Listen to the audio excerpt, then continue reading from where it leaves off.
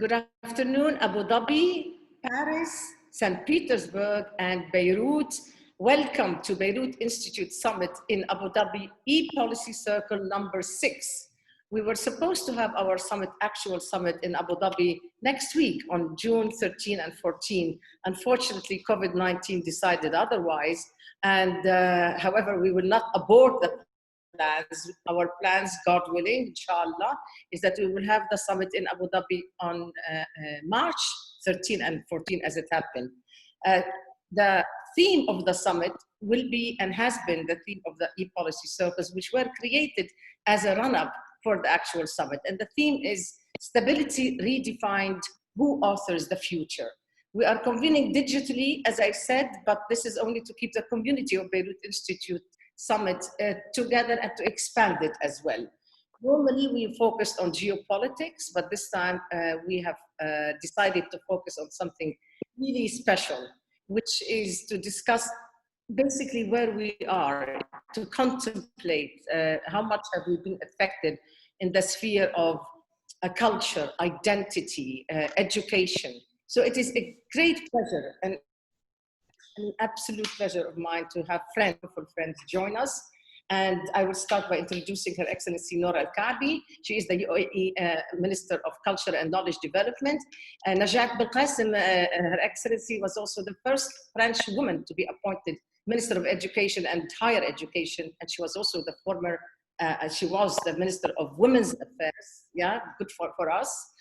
We have Professor Mikhail Piotrovsky. He's the director of the Hermitage in St. Petersburg. What a treat to have you with us. And we have, I'm in Beirut and I'm very partial. We have the magnificent Nadine Labaki, who is not only a great director and actor, she's also a very special activist. And she was the first female director to be nominated for an Oscar for Best Foreign Film. So as usual, welcome everyone. As usual, we will begin with giving you each 4 minutes to say what you wish to say, and then we will engage in a free conversation, which I know will be deep and profound. I will start with Noura Al Kaabi, please. 4 minutes to you. Thank you, Raghida. It's wonderful to be here. It's wonderful to see you again, and thank you for including me with the individuals that I look up to and they inspire me. I have to mention a fun fact.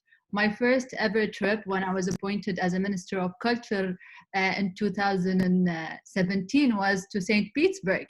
I visited the beautiful, extraordinary museum, the Hermitage. Of course, we were running. It was literally one day or one night.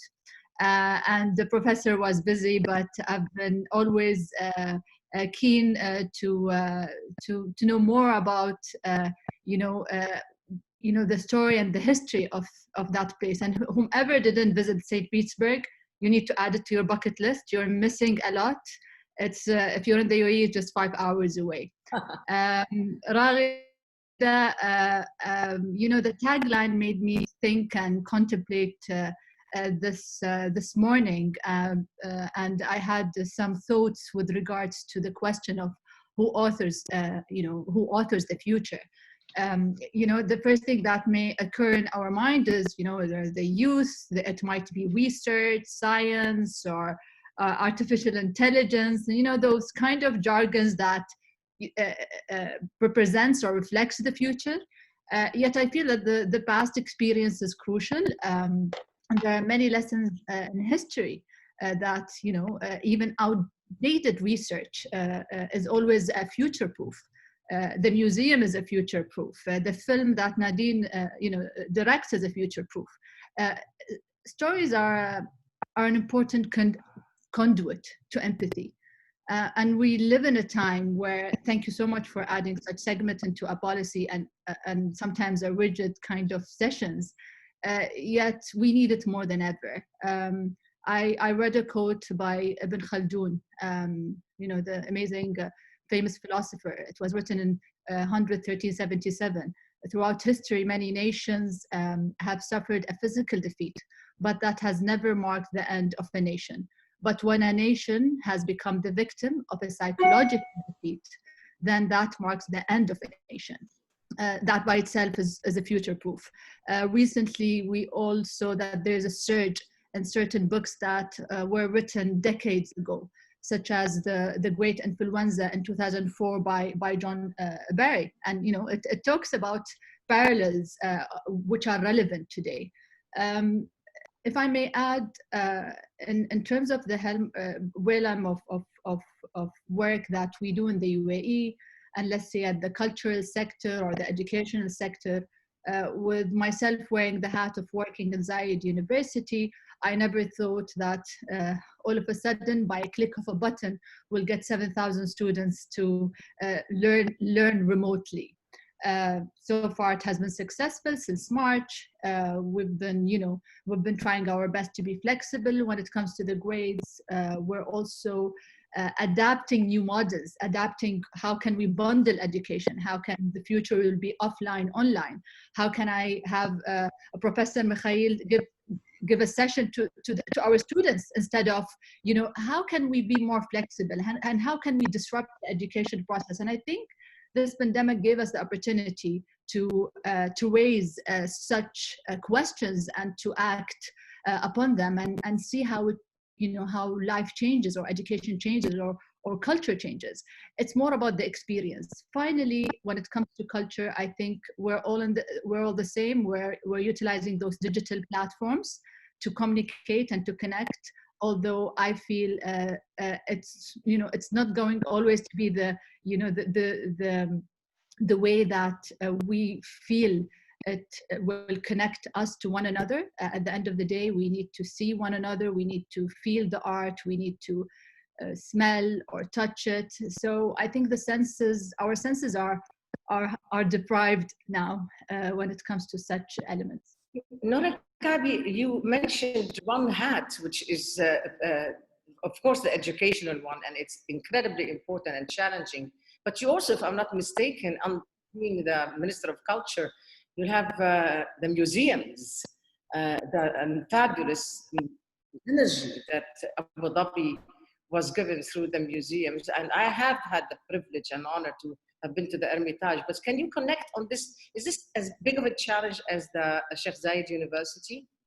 I mean, talking about the museums in the UAE, let's say the ministry is more of a body, of a federal body. When I go, what I will mention, we will talk about the Louvre Museum in Abu Dhabi, the Department of Culture in Abu Dhabi, with the leadership of His Excellency Mohammed Mubarak. They're working in terms of how can we now transform or keep the continuity of an exhibition.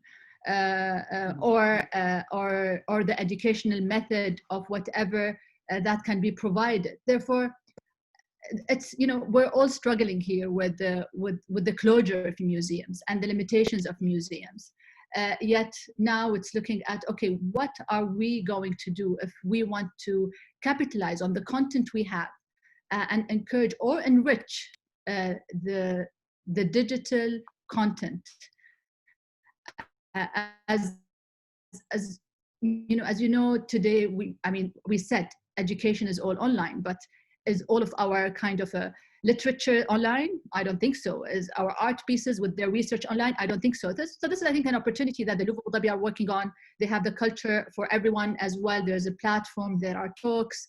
So it's a room of 200 to 2,000 people. It's a virtual room that is happening every now and then. And it's helping also to spread and connect each other. Yesterday, there was a talk, and I mentioned to a colleague, now it's more of you're seeing a chat box on the side. So we're talking about a virtual mingle. People are mingling in the chat box as if they're in an event. Very interesting. Najat Belkacem, we will hear from your education, but here your 4 minutes, decide how to use it, whether it's for the purpose of speaking about education or about your personal experience in the aftermath of seclusion and the lockdown that we have all had to endure. Go ahead, Najat Belkacem, 4 minutes. Thank you, and let me start by thanking you for inviting me to speak to you and share with you some of my experiences and my thoughts. It's true that this experience of COVID-19 and lockdown is unique in our history. So I think it's very interesting to take the time to think about it. And I would like to share with you a lot of things which I'm going to try to turn out positively, because now more than ever, we need to project ourselves into the future. First of all, there is awareness of the fragility of our system, a system that doesn't recognize the value of what is really essential. Jobs that are undervalued when they are essential to us, health system that is underfunded and unprepared for pandemics, to which researchers were alerting us, just as they do now for climate change. And maybe in a lot of our countries, a deficient industrial arsenal. We lacked of masks, of tests, and so on. And we are now also aware of the relevance of certain struggles that were dismissed as utopian, I think, to overcoming gross inequalities, welcoming aging with dignity, thinking about our common humanity and the world instead of turning in on ourselves, because the problems that we face now are global and the responses must be global. So why do I say that? Because in this experience, this awareness led to remarkable acts of solidarity and openness to others during this lockdown. It was not only the frontline workers, an impressive number of people asked themselves, what is there in my skills, in my expertise that I can offer to the others? And the first lesson that I see is that if in the future we apply this reflex to the way we live our daily lives, this should greatly improve the well-being of our societies. Another thing that I found to be really transformative potentially for societies is that although not all jobs can be done remotely, many people, many companies have learned that it is possible to work from home sometimes.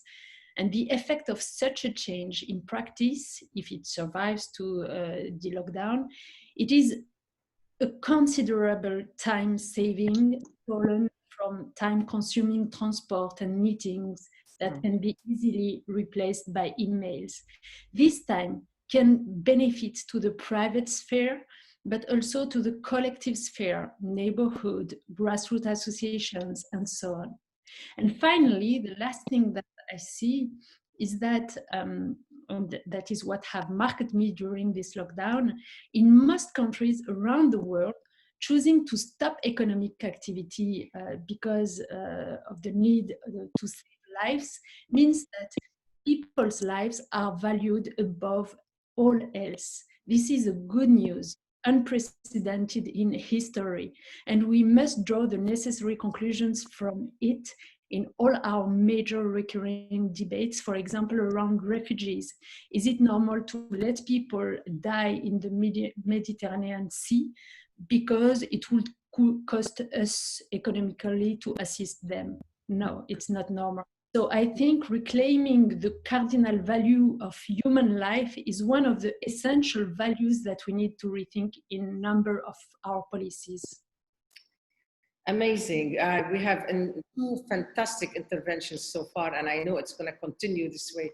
I'm not going to drag things out of you, but I know that you have spoken about the historical dignity professor, and I will give you the 4 minutes to put to the table what you wish, but I have listened to you speak about identity and the memory of wars and the necessity to get over that and go somewhere else. I'm going to leave you 4 minutes to lay on the table what you wish us to learn from you, and then we'll go to Nadine and we'll engage together afterwards. Please go ahead. 4 minutes to you. Well, thank you very much. It's a great pleasure to be here with you. And it's important that now it's the right time for culture. The world is absolutely unstable, and the big part of this instability is in the minds. And where it is in the minds, so here the culture comes. Culture is a medicine. It's a medicine which can cure some of our problems, all these historic panics and so on. And well, we being online in Hermitage, usually we get 5 million visitors a year. We had 34 million visitors in 2 months for our website. And people have been writing that they're coming to Hermitage online every day because it helps them to live through all this isolation and things like this. So we can work as a medicine, and we show that we are medicine. Another thing is also that the world is now divided, very much divided, and it's a temptation to stay divided. People want to be alone. Countries want to be alone. Nations want to be alone. Don't touch me. It's better to be isolated. It's a temptation, and culture is a bridge. And I was always saying, even before this, we have a lot of bridges, economic, political. Sometimes they're falling down. Sometimes they exploded their own bridges. We are the bridge which must be exploded, the last one which could be exploded. We have to keep connection with the people when all other things will be, let's say, partly destroyed. And so in this field, we have some very important points. And one is identity. Yes. Professor, please come a little closer to the, because we're not hearing you as we should. Just come a little closer so that I could kindly forgive. You mean better now? Yes, please. In this field, one of the most important things is the identity. We spoke about the flexibility. We must be flexible also in the idea of identity. Now in the global world, everyone has and must have several identities. Citizen of Russian Federation, or one of the Russian nationalities, American, or American, Italian American, or Arab American, and so on. We know it also identity of nation and religion, Christian Russian, Muslim Russian, and so on and so on. So we have to develop this, and the culture, the place, or the vehicle to explain people that it is beautiful. It's beautiful to have a lot of identities. It is beautiful to have people different from each other. Difference can be the base of wars, and it could be the base for peace and enjoying, or a joy of being together and being different. One of the most important things in our life is the wars of memory. What we have now in United States, it's a wars of memory. They just remember the Civil War. Civil War is going on, and we have very clear distinctions which are connected with the history of Civil War. We had a lot of civil wars and different wars in our history. We can remember them and go on fighting. We can try to cover them somehow, to explain them, to study them, and to make them history. It's very important for the work of the museum to make all our wars and all our differences beautiful picture of history. That's what we are trying to do, and it's exactly the thing museums are doing. We bring cultures together, and we show that there is no real difference, no real contradiction. It's a pleasure, it's a beauty. Thank you very, very much. Now, Nadine Labaki, 4 minutes to you, and I know that you've been inspired already by a lot of what was said, but I know that you're coming with also what you want us to hear from you to begin with in your 4 minutes, please. First of all, thank you for having me. It's a true honor to be among all of you. To tell you the truth, frankly, personally, I have more questions than answers. For me, I feel that this crisis and this pandemic has revealed or unraveled lots of failures in our systems. The health system, especially for us here in Lebanon, with the crisis and the revolution, I think the health system that has been created has been so my big question is really, what is the responsibility of art, of culture, of education in this new world that we are bound to build and to create? Because as revolutions and unrest unfold, greed, corruption, excessive consumerism, climate crisis, the unequal distribution of wealth, discrimination, human trafficking, displacement, wars, child labor, poverty, hunger, and the list really goes on. The question is, have we learned anything, and are we in such a hurry to go back to our old lies, ignoring what we have become? Are we, our systems exploring alternative systems? Are we started to think differently? Are we trying to build a new world? Because frankly, for me, this is really the death of a certain kind of world and the birth of a new world, of course, where there's equal chances for people in life, there's equal chances in education, there's equality, there's social justice, societal change, good leadership. When there's social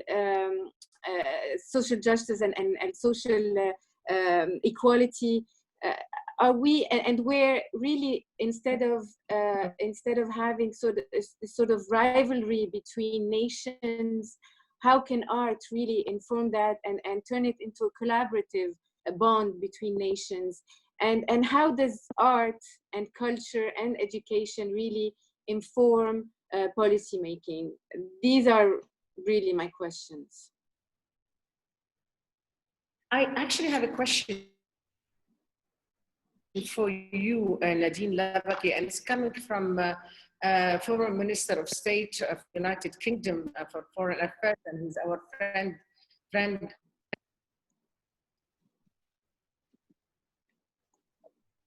Keep up with what's happening in Lebanon today, and where will you see hope as in your previous ones? Can you please, I'm sorry, can you repeat the question, because you were disconnected at some point? How can your films keep up with what's happening in Lebanon today? And where will you see hope as in your previous ones? Because normally whatever you've done in the past, you always saw hope somewhere. Where will you see hope? That's a question to you, Nadine Labaki from Alistair Burr. To tell you the truth, for the time being, closer, yes. You have trouble hearing me? Yes, to tell you the truth, for the time being, you know, it's a little bit too early for me to decide, I think, or to be inspired. Actually, I'm in the most difficult, maybe, phase of my life where I'm completely uninspired. Maybe because I'm trying to maybe observe what's happening, let everything sink in. I don't have enough distance, to tell you the truth. With what's happening, we're all trying, you know, to do whatever we can, trying as much as I can to use my tool as a filmmaker to inform some kind of change. I don't know if we will ever be able, in such turmoil, to change the situation, but at least we are trying to use this tool responsibly. And I think this is something that I am understanding more and more as a mission. How do we use the communication and this tool, which is art, more responsibly to inform change? What we're trying to do lately, I mean, we've come up with a campaign that encourages people to grow vegetables and food on their balconies and their rooftops or whatever surface they have where they can plant the thing, to encourage or promote the idea of self-sustainability, the idea of self-sufficiency. Of course, this is not going to solve the economical crisis we are going through and the political crisis we are going through, but maybe by, you know, empowering people a little bit in producing their own food, or in giving them this sense of going back to the relationship, to this intimate relationship with nature, going back to the wisdom of nature, maybe trying to learn from nature or from the wisdom of nature. So we do what we can to really cope with the situation and use, you know, this medium responsibly. Yeah, thank you, Nadine. Noura Al Kaabi, you have heard really quite profound and really heart-to-heart conversations so far, I think. Do you think stability has got to be looked at? And the stability, I don't mean it only, you know, countries' stability, stability of the mind, stability of work, stability of being who we are these days in the aftermath of the shock that our bodies and our minds have gone through. You've heard both, well, all actually, all other speakers do you want to reflect on what was said from the angle of stability? I mean, do we have to think of alternative systems when we are looking at all the matters that you all put to the table, be it education, be it child labor, be it refugees? Do we need new prism, new paradigm? Please, Noura Al Kaabi. You're muted, and Noura Al Kaabi is muted. No, Noura, please make sure that you unmute yourself. You have muted yourself. Thank you. Yeah, well, okay. I muted myself, but I couldn't unmute myself. We're having fun. Okay. Well, yes, I mean, I think, you know, hearing from Professor Mikhail, Najat, and Nadine, we're all kind of questioning. I mean, we all have those questions. There are no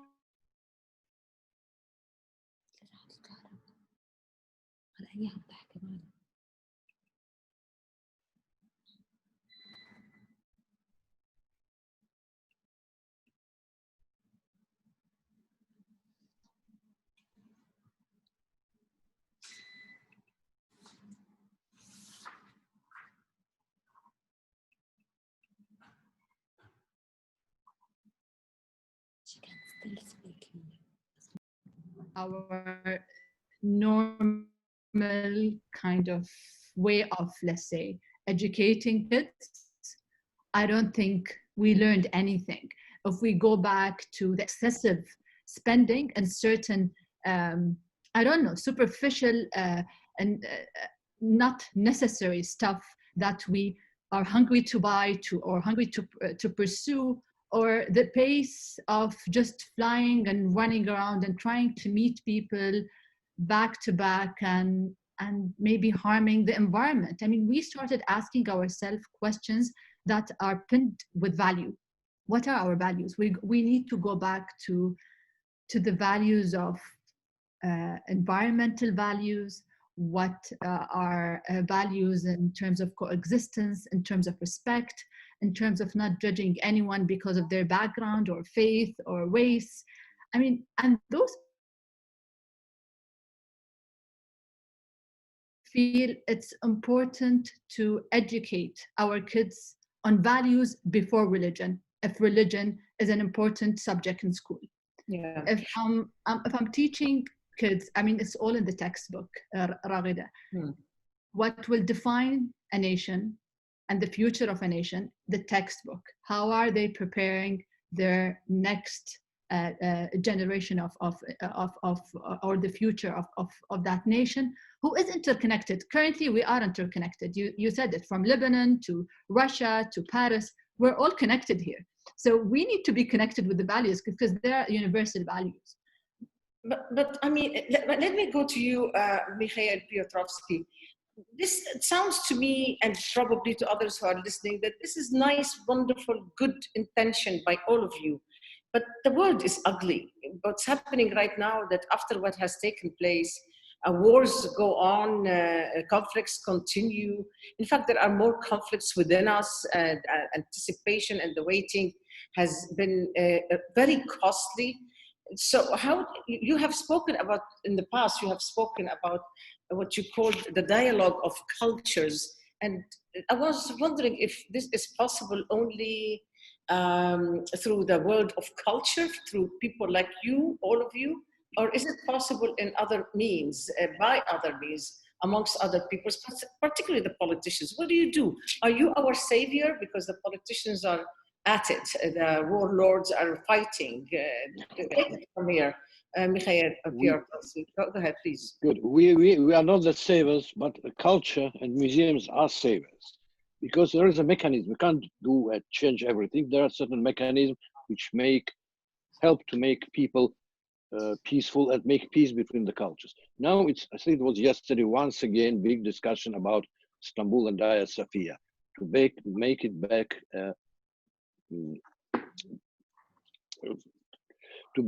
to close the museum and to make it back a mosque. It was a church before. That's right. So when it was a church, it became a mosque, and then Ataturk made it a museum. So as a museum, it can be, you can have Christians praying there, Muslims praying there, and this museum which brings cultures together. And so if it will become back a church, we'll have here once again, let's put a cross on San Sophia. This again a base for different, not differences, fightings morally and even not in minds, but in a real way. So it's another one mechanism. Another mechanism that sometimes we have to enforce understanding of difference of cultures. It's a more complicated story. We all know, well, Daesh destroying Palmyra and destroying Timbuktu. We all know that it's not for the first time. Before this, Christians have been destroying the sculptures of Greek and Roman sculptures. We had Protestants destroying pictures of Virgin Mary. We had Bolsheviks in Russia destroying churches. All this was based on idea. It's my heritage. I changed. Now I hate my old heritage. So there is an issue. Is the world heritage yours, or it is the heritage of whole mankind?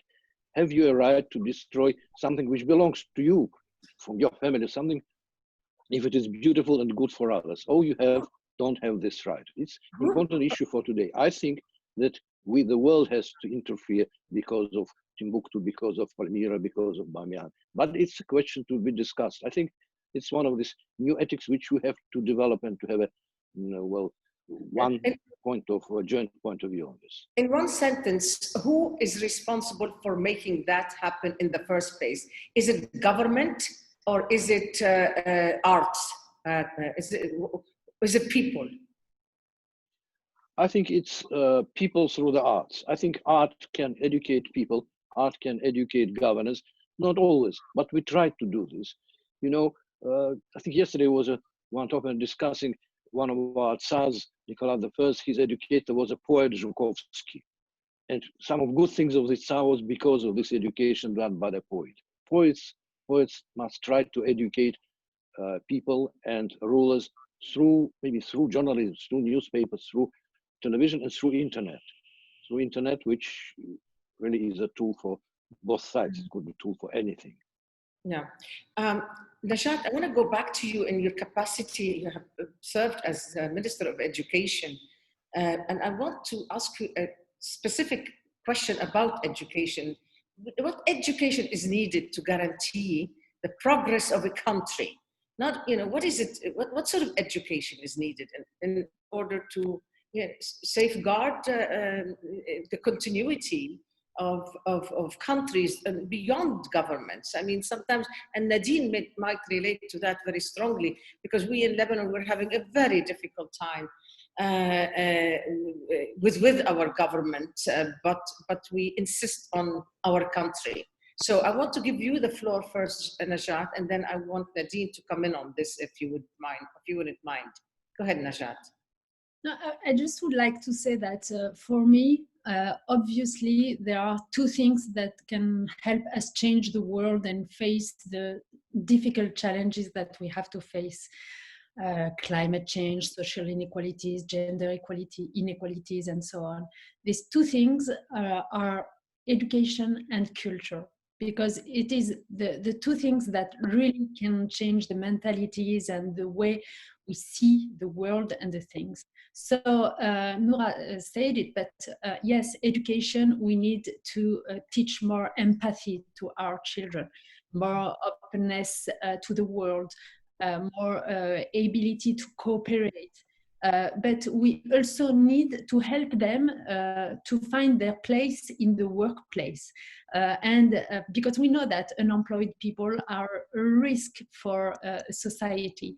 So we know today that the workplace will be shaped by the current revolution of automation, artificial intelligence, and so on. We know that about 30% of tasks, of jobs will be automated within the next 10 years. So we have really to prepare our children to develop the good skills to be able to find their place.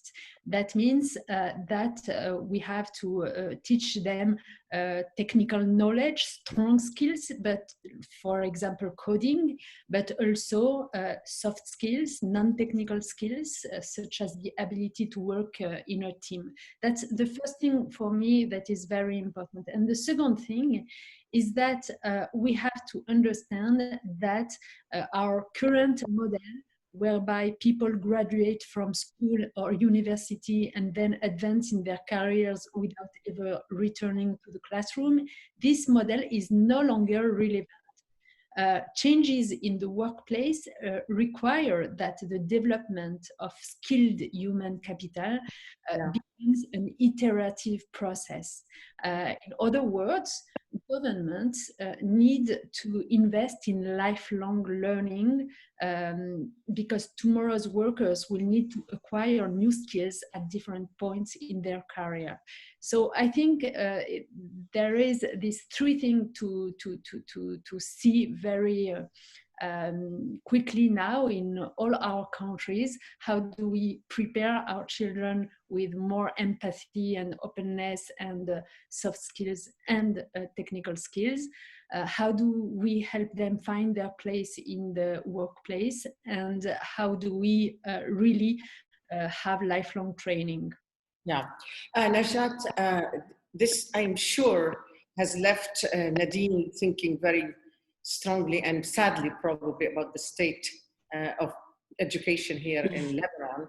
But Nadine, go ahead. It's probably painful to think that kids here may not be able to go back to school. Go ahead, reflect on this for me, please.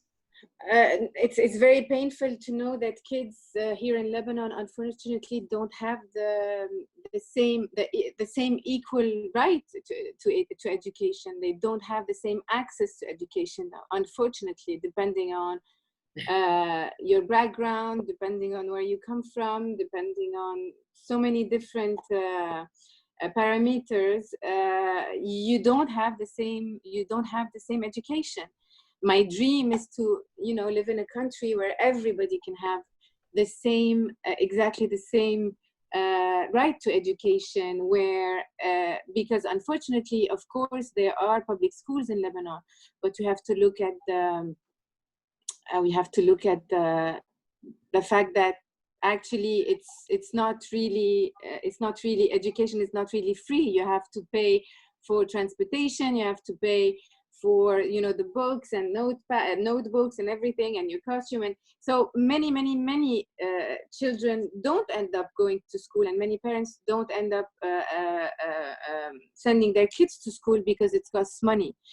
So unfortunately, I dream of course, a day where school is free for everyone and everybody has the same standards in education, because this is not the case, and it's not only the case in Lebanon, it's the case in many other countries in the world.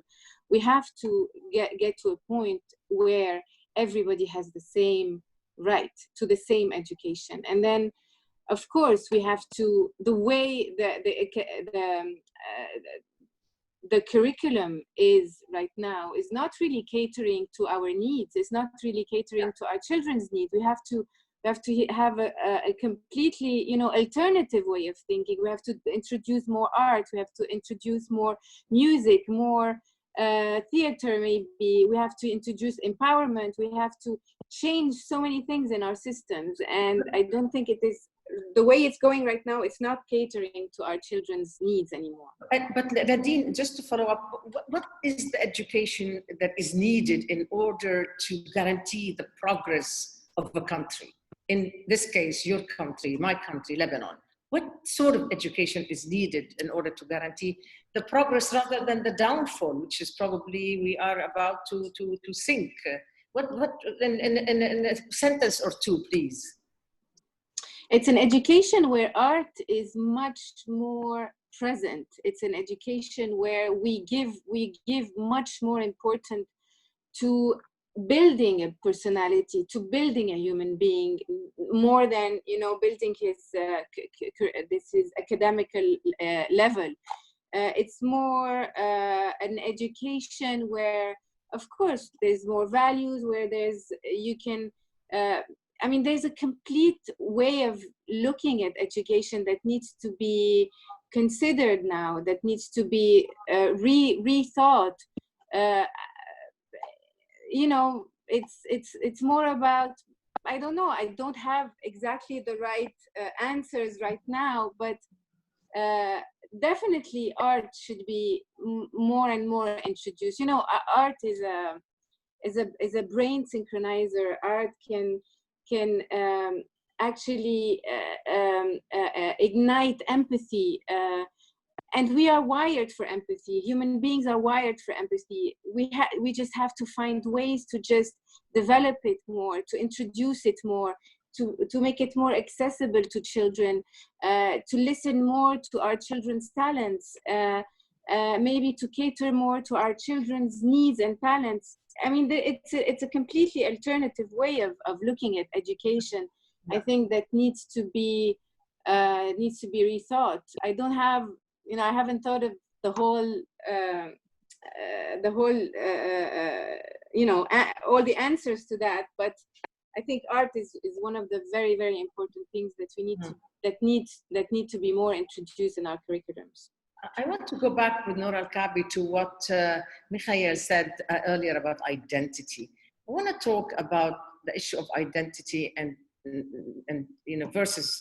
But I mean, again, I heard clearly what you said, Mikhail. But what do you do with nationalism? We have an epidemic of nationalism, basically. Not, you know, we a pandemic almost. Really, I don't want to overstate it, but we have a problem in this world these days. The identity or identifying on the level of nationalism has created many problems. Look, maybe if we look at what's happening in the United States, we can see that there is deep division, and that is, again, because of identity. Is there, Noura Al Kaabi, something that we can do about it in order to make it more positive than negative?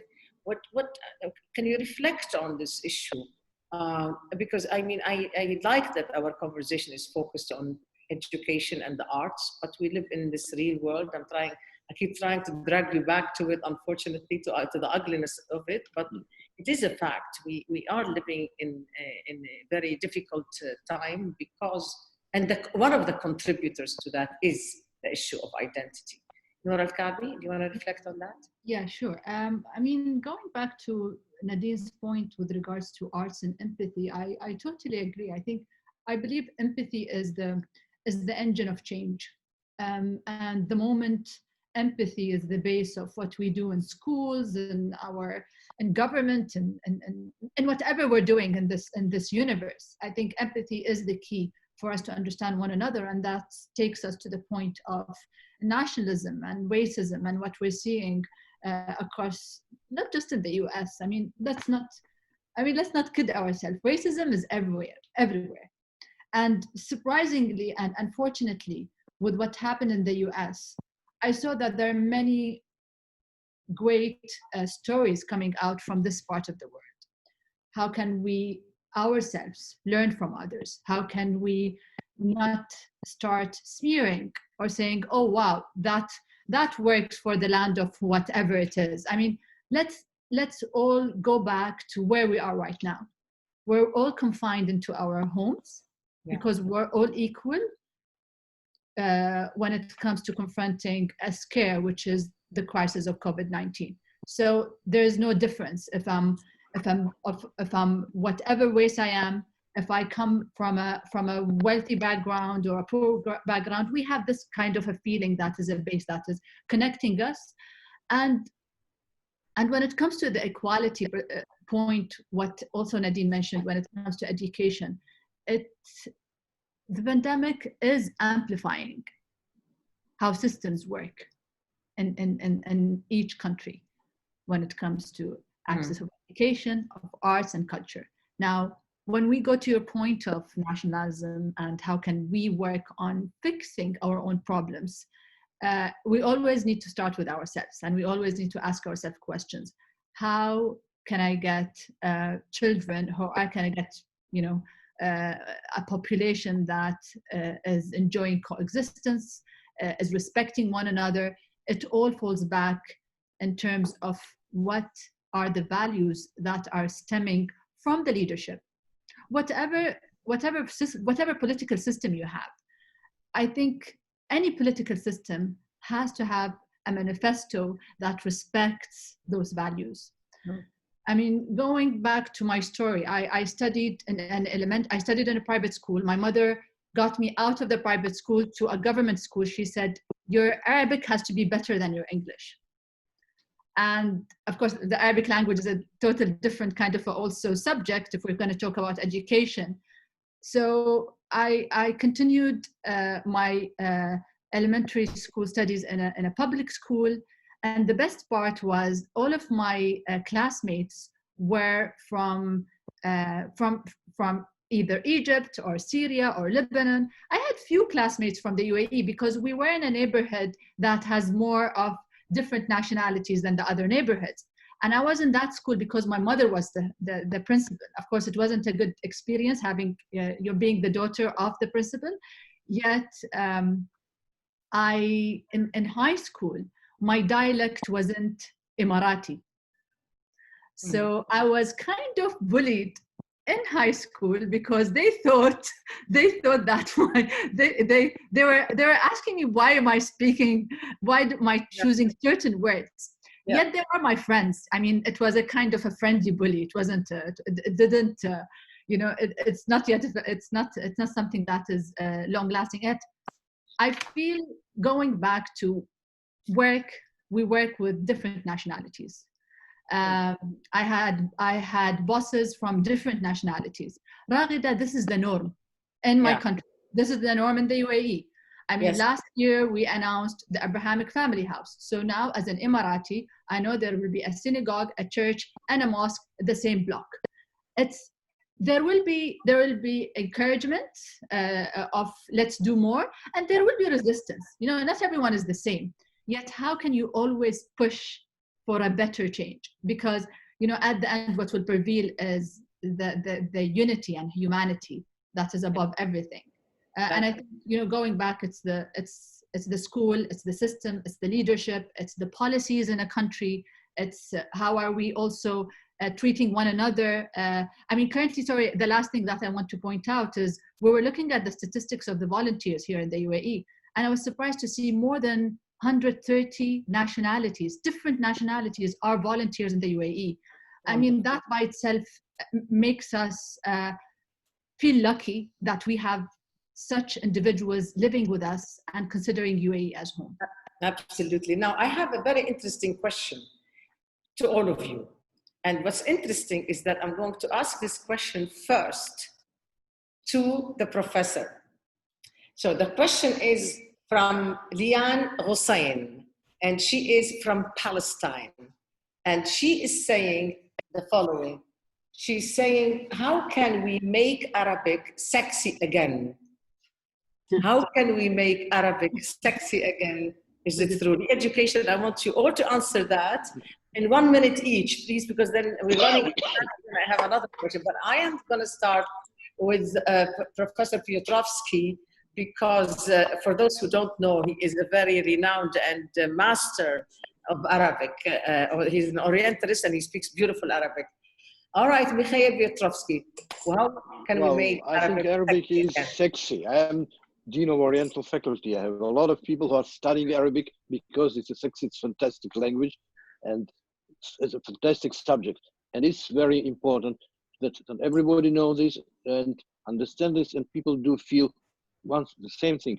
Different is beautiful. We mustn't say black is beautiful. Black certainly is beautiful, but different is beautiful. We have to cultivate our differences. And this is the main point of all humanistic studies. Just study the differences which are beautiful. So Arabic is, and always will be sexy. It's a great culture, great language, and I agree with you. I like it because I write it and I speak it, and I have lived in the States for over 40 years, and it remains in my blood, and it's beautiful language, and it is sexy. What do you think, Najat Belkacem? Is Arabic sexy, or do you need to make it sexy again? How?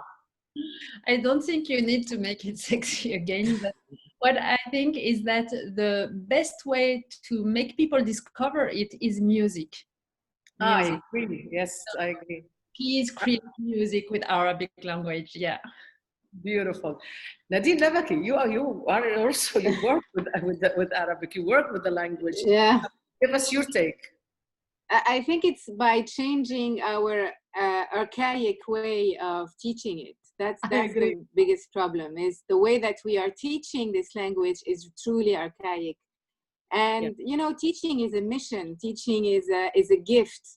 And if more and more teachers start dealing with this as a mission, I think it can change a lot the way children perceive this language, and the way children will start to fall in love with this language. It's really about how we are teaching it. It's really about how our teachers are teaching this language.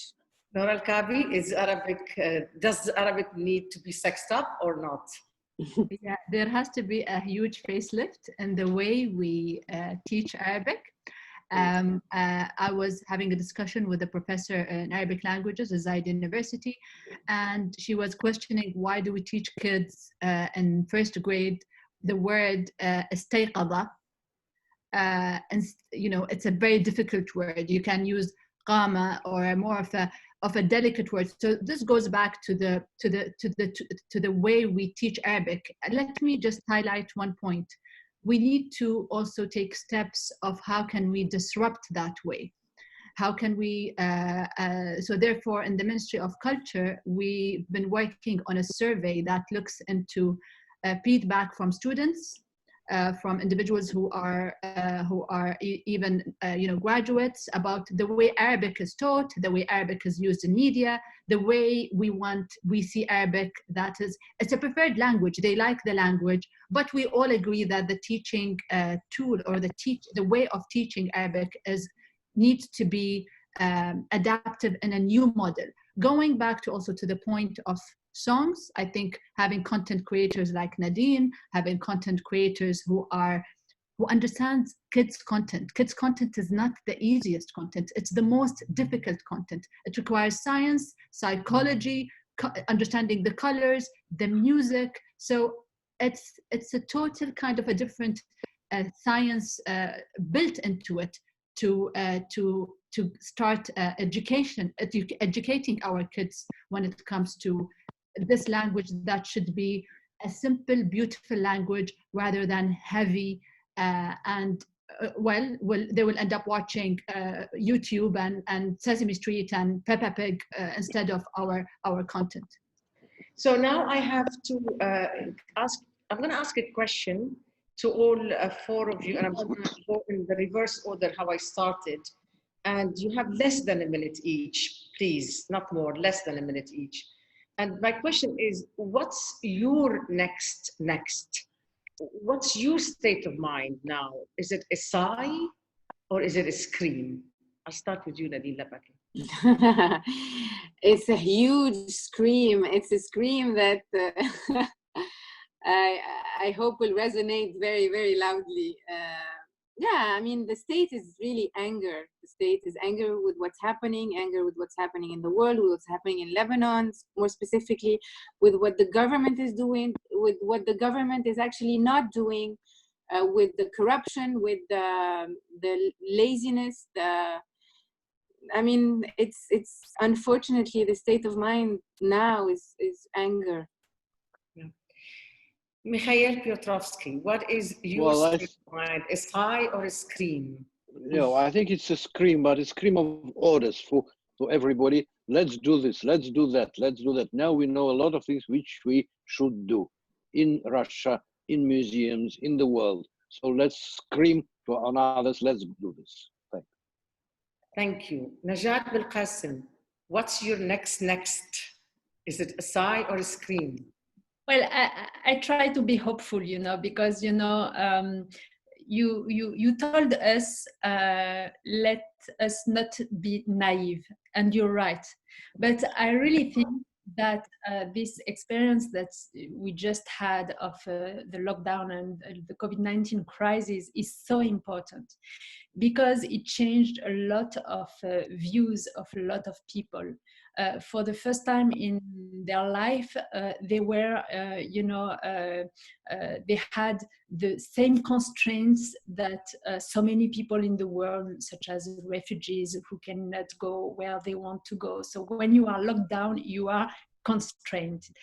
When you are facing the COVID-19 or pandemic, you are hungry and you fear for your family.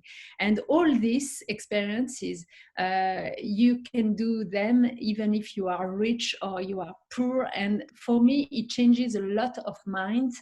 And even if there is this risk of populism that you said, a lot of people understood during this crisis that the virus doesn't know any border. So I think there are ways to transform this experience in a very positive thing, to fight especially inequalities. Finish your last sentence. To fight. I interrupted you. Go ahead. To fight. Fight especially social inequality. Thank you very much, Najat Belkacem. Noura Al Kaabi, again, you're next.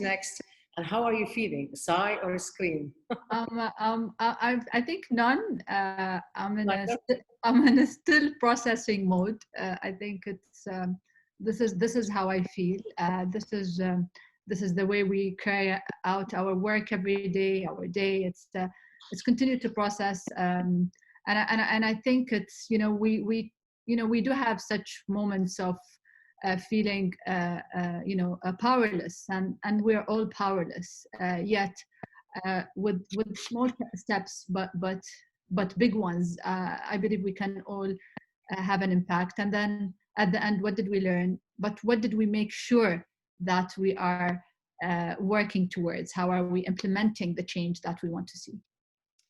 What a treat this has been to be with all four of you. But before I let you go, let me announce who will we have next week. It's not going to be as beautiful, as pretty, because this has been a beautiful conversation, and it makes me think of tomorrow in a bit more hopeful way. And I agree with what practically everything you all said, especially about the issue of music. I think this is one language that unites us in the final analysis, and also art. And I guess when people like Nadine Labaki make movies, they combine both. So let me announce who's going to be next week. It's going to be hardcore geopolitics. My guest next Wednesday at the same time is His Excellency Elliot Abrams. He's the United States Special Representative for Venezuela. I have Brian Hook, United States Special Representative for Iran. So as you know, there's a lot of Iran-Venezuela conversation going on right now. And from Lebanon, I have the former Minister of Economy and Trade, and he was also former Minister of Industry and Vice Governor of the BDL, and that is Nasser Saidi. And I have Nora Muller, who is the Executive Director of Korber Stiftung, and quite a magnificently smart woman. She'll handle all these men very well. Now, I want to thank you for this treat. This has really been very special for me to have you all. Noura Al Kaabi, you honor me always by being at Beirut Institute in your own capital. Thank you for embracing Beirut. Thank you for embracing Beirut Institute, Noura Al Kaabi. You have really brought us together in a different direction that I hope will continue for always, because we can think together and we can be global. We're not only regional, we're not only local, but we are global. Thank you so much, Noura Al Kaabi. Thank you so much, Najat Belkacem. Join us next March, God willing. And Nadine Labaki, we have had the pleasure of honoring you and the privilege of honoring you at Beirut Institute Summit in Abu Dhabi last year, and you were also in one of the panels in the first summer. So come again, please. We meet you in March in Abu Dhabi. Professor Piotrovsky, I've been a great admirer of yours. I've seen you speak at the Valdai Club, and I've been pursuing you and saying you must come to the summit. Now I got you digitally. I thank you very much. I wait for you in Abu Dhabi. Thank you all very much. Thank you for joining us. Have a wonderful afternoon and until we meet again. Goodbye. Thank you. Bye. Thank you. Thank you.